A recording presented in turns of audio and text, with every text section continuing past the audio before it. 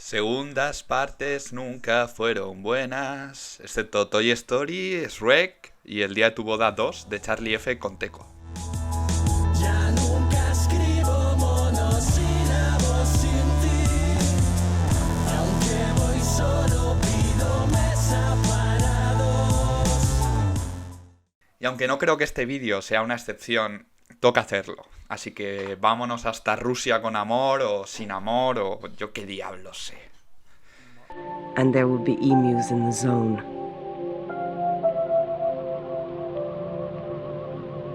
Hace ya un par de meses inaugurábamos este canal con una comparativa entre las óperas primas de dos autores que, aunque comparten nombre de pila, país y lengua, no son coetáneos. Estamos hablando de La infancia de Iván, de Andrei Tarkovsky, y El retorno, de Andrei Zhvanishev. Este vídeo forma parte, por tanto, de una trilogía sobre los paralelismos de estas dos películas. Quien no haya visto la primera entrega, le aconsejo ponerse al día en el vídeo enlazado ahora mismo en pantalla y cuyo link dejo también en la descripción. Bueno, una vez las aclaraciones están hechas, entremos en materia. En este vídeo vamos a hablar de la figura paterna de las dos películas. Y si en el anterior vídeo comenzábamos hablando sobre la película de Tarkovsky, sería injusto no comenzar ahora con El regreso de Zhvanishev, cuyo padre tiene mucha más chicha. La verdad es que puede que la correlación entre la infancia de Iván y el regreso en torno a la figura paterna esté menos fundamentada que la teoría de las aguas, pero no resulta descabellado el siguiente análisis. En el regreso, la figura del padre es central y poliédrica. Una de sus caras más visibles, y excluir esta faceta sería simplificar el discurso de la película, es la del dios castigador que termina por convertirse en una figura redentora. Aunque bueno, limitarse únicamente a esta lectura también es algo simplista. Es cierto que es difícil ignorar todas las referencias bíblicas que presenta la película. Comencemos por el inicio. De alguna manera, cualquiera que haya visto un par de veces la película, no resultaría descabellado que pensara que la barca vacía que aparece naufragada en el primer plano y el bote que contiene el cadáver del padre al final son la misma embarcación. Imaginemos por un instante que ese primer plano submarino en el que aparece la barca de madera es, en la diégesis de la película, el último plano, lo último que tiene lugar. O sea que la película tiene un comienzo en última res, esto es, empieza por el final. Aunque a estas alturas, para el espectador que ve la película por primera vez, es imposible dilucidarlo. Es más, como el primer plano tiene lugar bajo las aguas y en la siguiente escena un grupo de chavales se divierten lanzándose al lago, lo lógico es pensar que la barca se encuentra justo debajo de los chicos. Sin embargo, si prestamos atención, ambos planos están separados por un intertítulo que nos sitúa en el primer día de la semana litúrgica, el domingo. Pero Emu, ¿qué narices nos quieres decir? Perdón, vamos a concretar. Si la película comienza un domingo y termina al sábado siguiente, o sea, una semana litúrgica, si la barca del primer plano es la misma que sirve de ataúd al padre y el padre muere un viernes, pues bueno, aten cabos, ¿no? Blanco y en botella, o en bote, mejor dicho. La relación entre el padre de la película y la pasión de Cristo parece evidenciarse ya de primeras. O sea, que la barca vendría a ser algo así como el sepulcro de José de Arimatea, que según las escrituras apareció sin el cuerpo de Jesucristo 3 días después de que se dejase allí, ¿no? El viernes, tras bajarlo de la cruz. Esto es el domingo de resurrección. Bueno, como creo que estoy siendo un poco lioso, vamos a poner un pequeño esquema donde lo explico mejor. El primer plano de la cinta sucede, por tanto, el domingo siguiente a la escena en la que Iván queda paralizado por el miedo. Mientras que la siguiente escena de los guachos zambulléndose en el agua sucedería el domingo de Ramos. O sea, la entrada de Jesucristo en Jerusalén, la llegada del padre a la casa familiar. Aunque bueno, en el regreso no es del todo exacto, ya que el padre llega al día siguiente, el lunes. Pero es un detalle que se puede pasar por alto.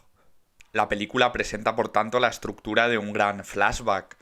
La imagen de la barca sumergida, el primer plano, es el final, mientras que todo lo que se nos cuenta a continuación en realidad sucede antes.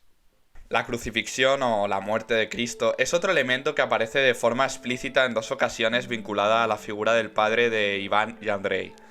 La primera sucede cuando el padre retorna a la casa tras 12 años desaparecido. Por cierto, 12 años y no otro número. O sea, mismo número que tribus de Israel y que apóstoles tenía Jesucristo. Algunos de los cuales, por cierto, eran pescadores. En concreto, Pedro, Simón, Andrés, Santiago y Juan. Por eso decíamos en el anterior vídeo que no era casual que el Padre los llevase de pesca, como fue Jesucristo en busca de sus discípulos al mar de Galilea donde estos faenaban. Pero bueno, a lo que iba. El Padre es mostrado en pantalla por primera vez a través de un plano subjetivo que nos proporciona la mirada atónita de sus dos hijos que no se creen que el Padre haya vuelto. Este plano recuerda ya al cuadro Lamentación sobre Cristo muerto, del pintor italiano del Renacimiento Andrea Mantegna, datado en el siglo XV y conservado en la Pinacoteca de Brera, de Milán. Aunque realmente el plano que verdaderamente está inspirado en la pintura de Mantegna es la segunda mirada que esta vez solo Andrei dirige hacia el hombre que ahora ocupa el lecho de la madre. Es cierto que en este caso no hay mujeres plañideras al borde de la cama, pero el escorzo, la posición del rostro e incluso la del sudario son prácticamente idénticos. No hay mujeres plañideras en la película, decíamos, pero sí que está San Juan Evangelista. En la pintura italiana asoma la cabeza a nuestra izquierda del cuadro. En el regreso no se encuentra a los pies de la cama, sino en el umbral de la puerta. Y es que a estas alturas, Andrei presenta ya varios paralelismos con Juan, el apóstol obediente, el fiel escudero del profeta, el que le llora a los pies de la cruz. Y en cierta medida, aunque no sea un momento de la trama de profunda desolación y sufrimiento como el del cuadro, sino más bien de sorpresa y admiración, el hecho de que vinculemos al Padre desde el comienzo con Jesucristo recién bajado de la cruz ya nos está indicando que el Padre también morirá. San Juan Evangelista también es conocido como el discípulo amado de Jesús. Esto en sus propias palabras, lo dice en su Evangelio. Esto explicaría que su padre le situase en un lugar privilegiado, a su derecha en la mesa y en el asiento del copiloto, también a su derecha. No obstante, San Juan Evangelista es el más joven de los discípulos, mientras que San Andrés, variante latina del nombre Andrei, es bastante deducible, es el mayor de todos ellos, también pescador y además hermano de Simón Pedro, que estaría encarnado por Iván, ya que es el Benjamín quien reniega de Jesucristo, o del Padre en este caso. Recordemos la triple negación antes del canto del gallo, que se produce el mismo día que Jesús es aprehendido por los sayones. Aunque debo confesar que esto de los discípulos me resulta un poco engorroso y contradictorio. Yo no soy ningún exégeta de la Biblia, aunque mi educación me ha hecho conocedor de los evangelios, así que pido, por favor, a los expertos en el libro sagrado del cristianismo o a los teólogos que hayan visto el regreso y me estén escuchando si me equivoco o no, y que aporten sus pareceres en los comentarios. Sería de gran ayuda. Pero bueno, continúo. Sinceramente creo que aunque San Andrés es el hermano de Simón y comparte nombre con el primogénito de la película, que el personaje interpretado por el tristemente desaparecido Vladimir Garin presenta más paralelismos con Juan que con el santo patrón de Escocia. Además de por lo ya mencionado, también porque es uno de los discípulos más presentes durante la pasión de Cristo y uno de los hombres, junto precisamente Simón Pedro, Iván y Santiago el Mayor, sí, el de Compostela, que en este caso está ausente de la película Svanisev, que acompañan al profeta, a Jesús, cuando va a rezar al Monte de los Olivos el Jueves Santo después de la Última Cena. Entre las múltiples representaciones pictóricas que hay de esta escena del rezo en el Monte de los Olivos, he decidido escoger este que aparece en pantalla por ser de Andrea Mantegna, cuya obra ha aparecido con anterioridad. Es conocido como Cristo en el Monte de los Olivos o también como Agonía en el Jardín de Getsemaní. No sé cuál de los tres es cada apóstol de Jesús, pero sí que son los tres que hemos dicho: Juan, Santiago y Pedro Simón. Según el esquema que proyectaba antes, este de aquí, la llegada a la isla coincidiría en la trama de la película precisamente con esa última cena y el retiro al Monte de los Olivos. Los acebuches son sustituidos en este caso por otro árbol perenne, abetos o algo similar.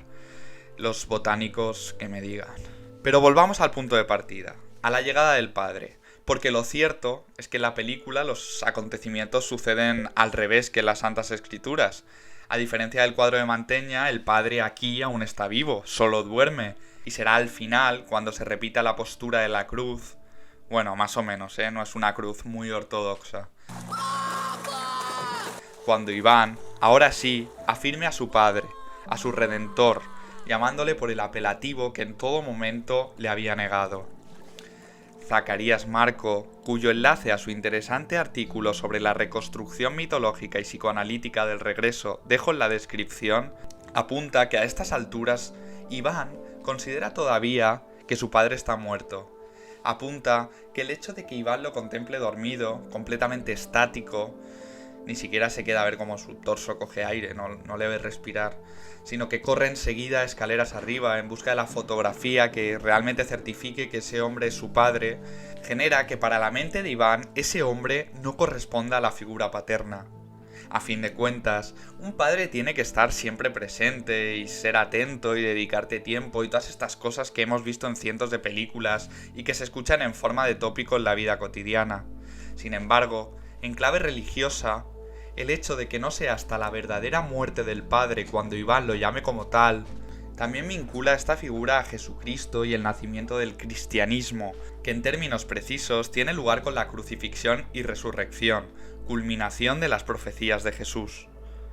Aunque aquí se da otra paradoja, ya que Cristo era el Hijo y no el Padre. En cierta medida la película es una reescritura, una interpretación religiosa donde el sacrificado es el Padre en lugar del Hijo. Las referencias al cristianismo que convierten el regreso en una especie de parábola se suceden a lo largo de toda la película.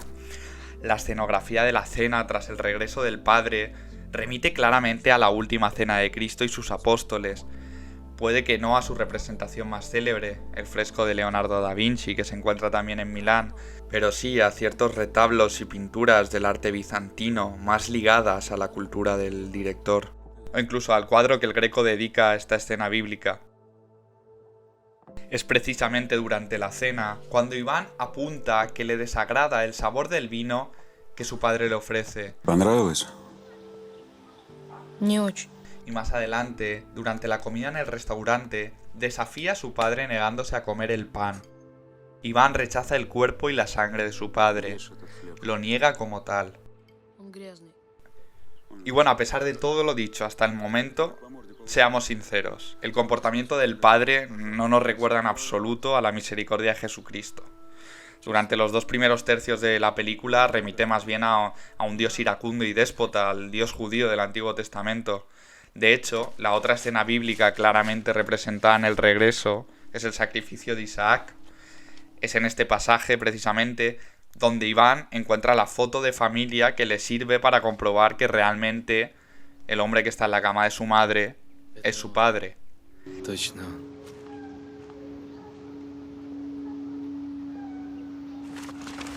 Y es esta misma escena, en esta ocasión aplicada a la diégesis de la película, la que se presenta cuando el padre se dispone a golpear a Andrei con un hacha después de que éste le haya desobedecido.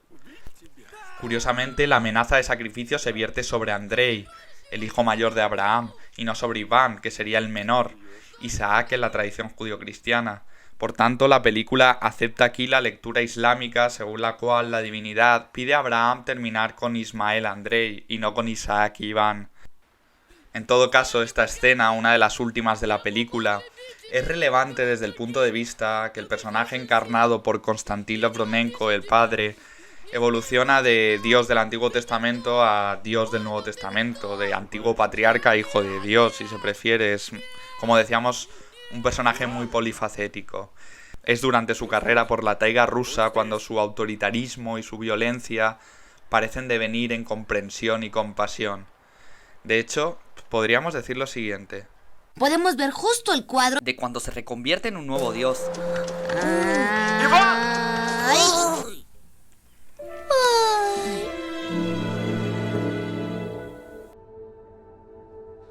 No es de extrañar, por tanto, que momentos después se produzca su crucifixión, su muerte en pos de la salvación de su hijo, representación individual de la humanidad.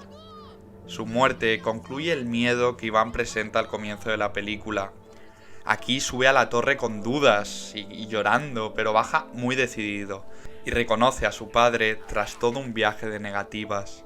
Este carácter superior de la figura del padre, que lo sitúa a caballo entre la persona y el Dios, entre lo terrenal y lo divino, nos lleva a la posible solución de su ausencia en la coda fotográfica final, donde se exhiben las instantáneas que los dos hermanos han ido sacando durante el viaje. En ninguna de ellas aparece el padre. ¿Deberíamos achacarlo a su carácter trascendental? ¿Ha estado realmente ahí? De hecho, el padre tampoco está en la fotografía que guarda en la guantera y que los hijos descubren cuando se disponen a emprender la vuelta a casa. Solamente se encuentra en la última fotografía de la larga coda final. Quédense con la imagen, hablaremos de ella más adelante. Pero dejemos de una vez las referencias bíblicas o este vídeo se extenderá ad infinitum. Aunque me gustaría, eso sí, leer cualquier aspecto relativo a los paralelismos que presenta la película con la Pasión de Cristo y que se me hayan pasado por alto. Y si podéis profundizar en la información de los comentarios os estaría muy agradecido. Vayamos ahora con una segunda lectura totalmente mundana, ausente de significaciones religiosas o místicas. Algo así también es posible. Y en principio ninguna interpretación de la película tiene por qué ser mejor que otra. Un padre regresa tras un largo periodo a la casa familiar. Puede que haya estado preso, exiliado o trabajando.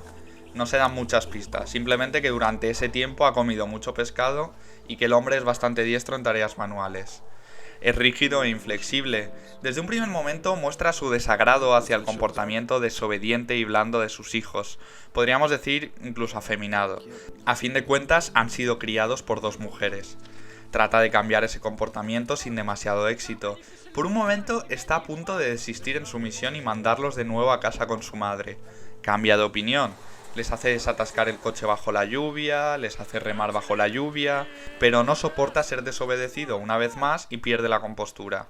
Al final, su exigencia y autoritarismo le conducen a la muerte, pero consigue a la postre que sus hijos se valgan por sí solos. Son capaces de transportar el cadáver del padre, de remar hasta la orilla y de conducir el coche de vuelta a casa. No hay bien que por mal no venga, dicen. Su ausencia en las fotografías del final puede resultar una simple coincidencia, quizás no le gustase ser retratado. En cuanto a la foto de la guantera, la solución es fácil. Él era el fotógrafo, ergo no podía aparecer, aún no se había inventado el selfie. Puede que la película te haya cautivado e incluso consideres que tiene una estructura narrativa redonda sin llegar a atribuirle ninguna explicación de las que yo he aportado en los primeros 15 minutos. No es nada fácil descubrir las referencias bíblicas al ver la película por vez primera. Yo he tenido que verla varias veces e investigar bastante al respecto. Este es uno de los motivos que convierten El Regreso en una gran película, su capacidad para adquirir distintos niveles de significación sin que se excluyan o se limiten entre ellos. No siempre sucede. Por ejemplo, yo me sentí ofendido por la crudeza y la violencia innecesarias de madre de Aronofsky porque no pillé ninguna de las alusiones al Génesis y creo que el guión no funciona alejado del texto en el que está inspirado. En El Regreso es distinto. Puedes ser ateo, budista o sintoísta, no haber escuchado hablar jamás de Jesús, o simplemente puedes desestimar la lectura cristiana porque no te convence, y la película puede seguir siendo de tu agrado, simplemente decodificándola como un drama familiar que trata las relaciones paternofiliales, algo que por otro lado resulta recurrente en el cine de Svanishev. En todas sus películas hasta la fecha hay manifiestos conflictos entre padres e hijos. Hay todavía espacio a una tercera interpretación, que aunque es la que menos me agrada personalmente, debe ser comentada: la lectura política.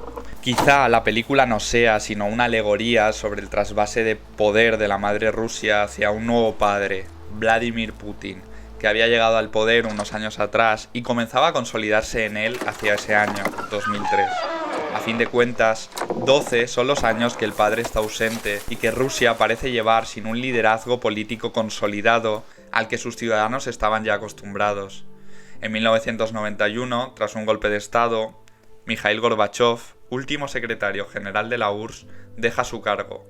La Unión Soviética se disuelve.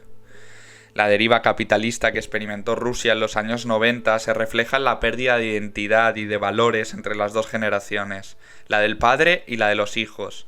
La pérdida de identidad se materializa a su vez en un miedo al espacio, la incertidumbre de Iván y su vértigo.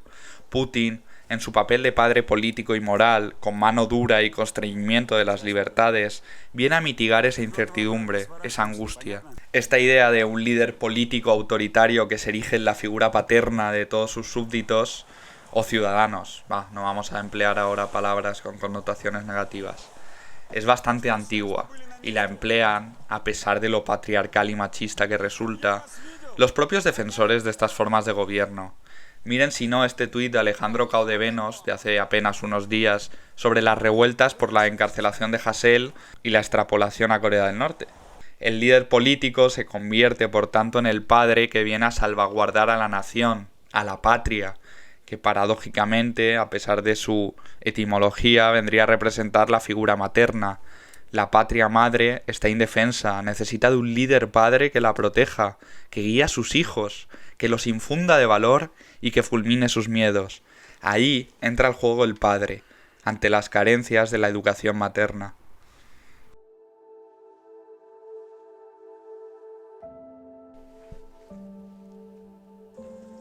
Antes de convertir esto en una clase de historia de cuarto de la ESO, pasemos a la otra película y veamos qué hay en la infancia de Iván de todo esto.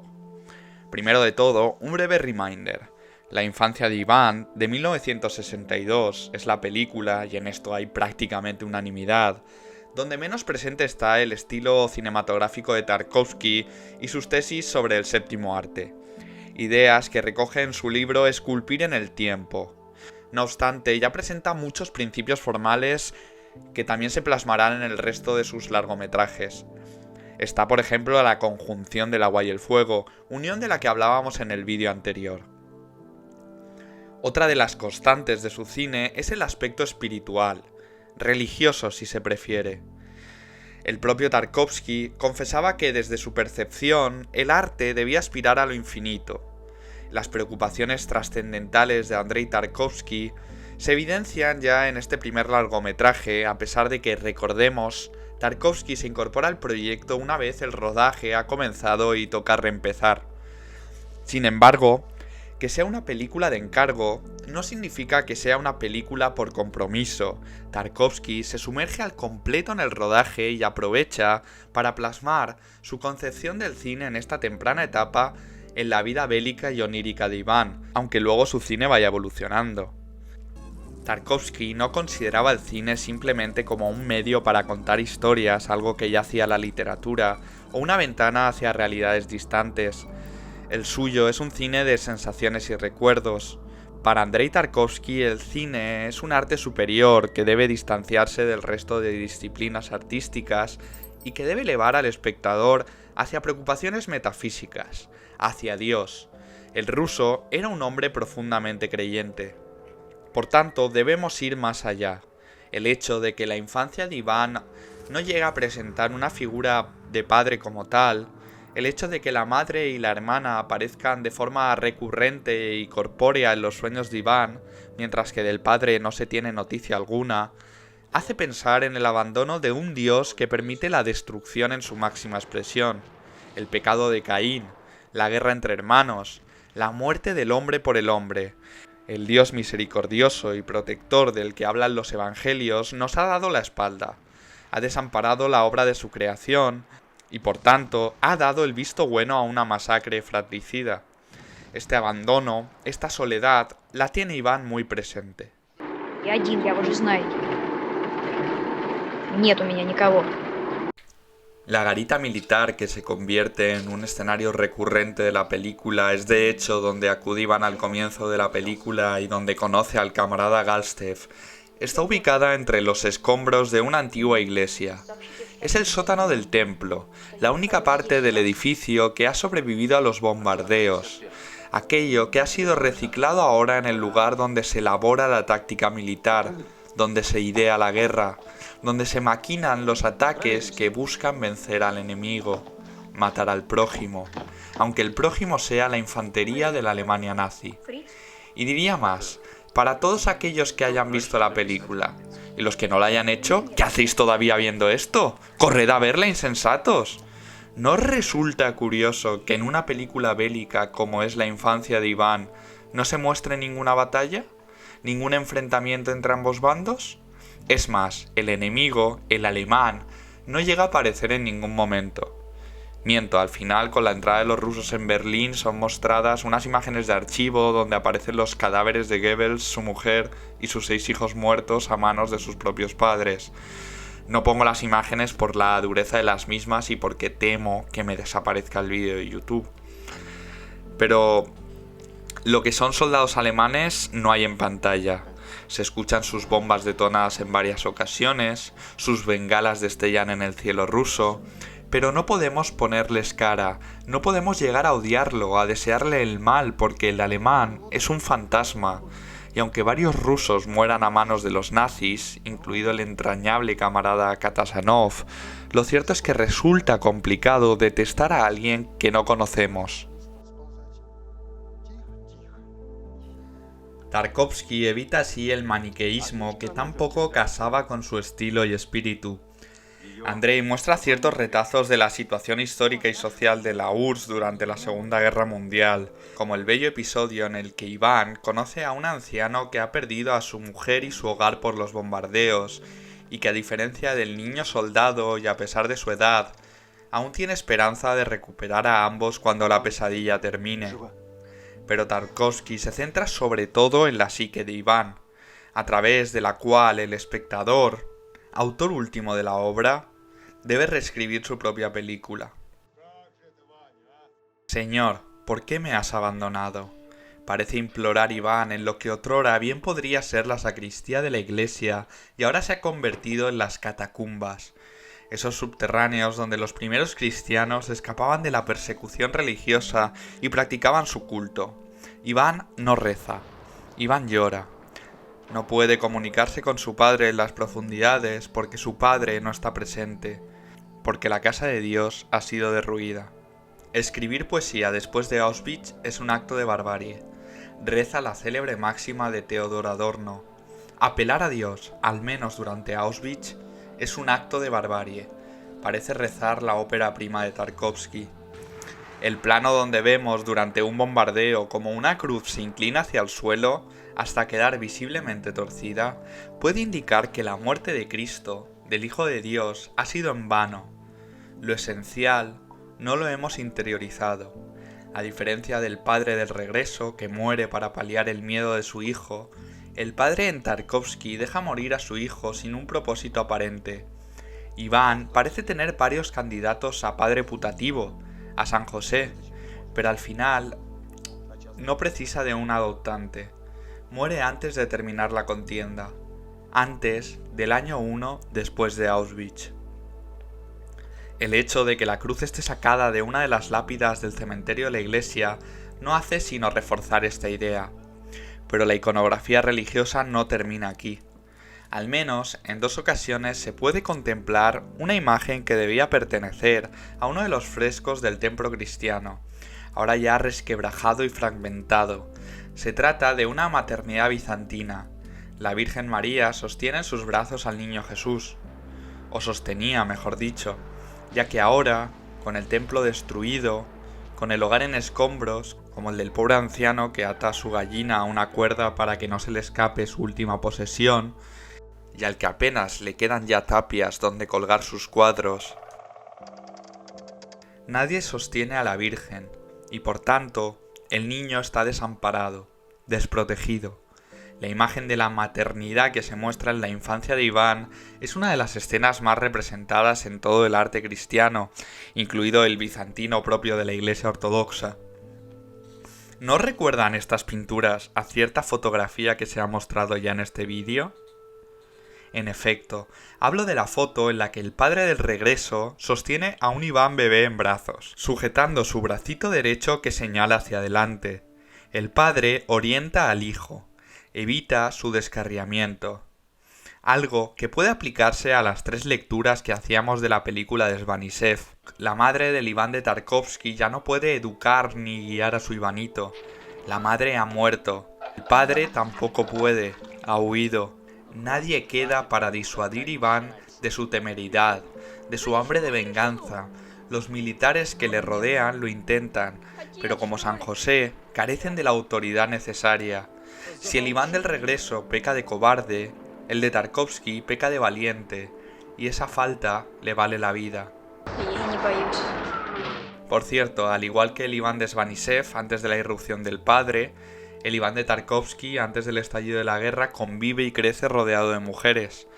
Pero de eso ya hablaremos en el siguiente vídeo, la última parte de este tríptico que espero que esté siendo de vuestro agrado. Si es así, no olvidéis suscribiros y darle a la campanita. Prometemos ser más concisos en futuros encuentros. ¡Hasta pronto!